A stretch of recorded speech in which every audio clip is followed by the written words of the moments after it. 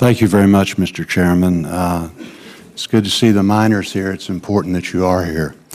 One topic that we're hearing a lot about today is the 97% consensus among scientists on climate change.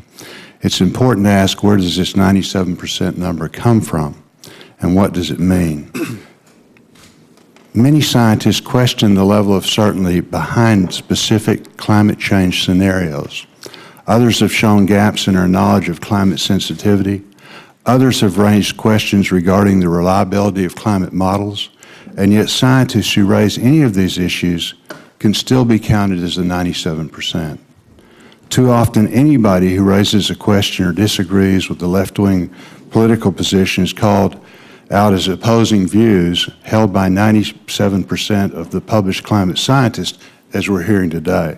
This is clearly not true. So again, what does this number mean? Well, the statistic comes from a 2013 scientific review of scientific literature published between 1991 and 2011. This review found that among abstracts expressing a position on anthropogenic global warming, 97.1% endorsed the consensus position that humans are causing global warming. So basically, if anyone who agrees that human activities influence the climate, that's a pretty broad definition. Policymakers who disagree with expensive big government left-wing climate policies might still actually agree with the 97% consensus. And scientists who question important elements of current climate scientists are included in the number. For example, last year, this committee received testimony from a climatologist, Dr. Roy Spencer. To give you an idea of where he stands, Dr. Spencer published a book titled The Great Global Warming Blunder: How Global Warming Hysteria Leads to Bad Science, Pandering Politicians, and Misguided Policies That Hurt the Poor. Given his outspoken position on climate policy, Dr. Spencer's comments on the 97% statistic are noteworthy. He testified, and I quote, "The fact that I believe at least some of recent warming is human-caused makes me in the 97% of researchers recently claimed to support the global warming consensus.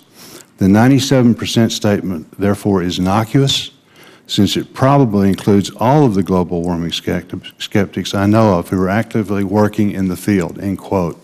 In short, like the offensive term deniers, the 97% statistic is just a misleading tactic used to marginalize people who are concerned about hardworking Americans and oppose an all-pain, no-gain energy policy that's bad for our country and that won't change the global climate.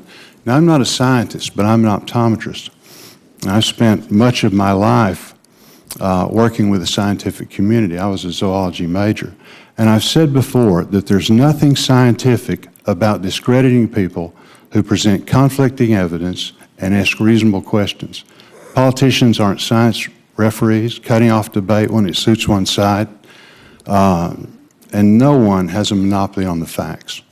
The bottom line is this: we must ask whether these Obama administration policies are worth the lost jobs, lower take-home pay, higher gas and electricity prices, higher food prices, and so on. The President once said that his climate policies would make the cost of electricity necessarily skyrocket. I believe him. Let's remember that the pain will last for decades and falls hardest on low-income families. We're driving our industries overseas, hurting American workers, and creating foreign factories that emit far more than we would. I believe in American leadership, but we're fooling ourselves if we believe that China, Russia, India, Vietnam, et cetera, are going to follow the President's lead here and shut down their power plants. With that said, I really thank our witnesses for being here and look forward to your testimony.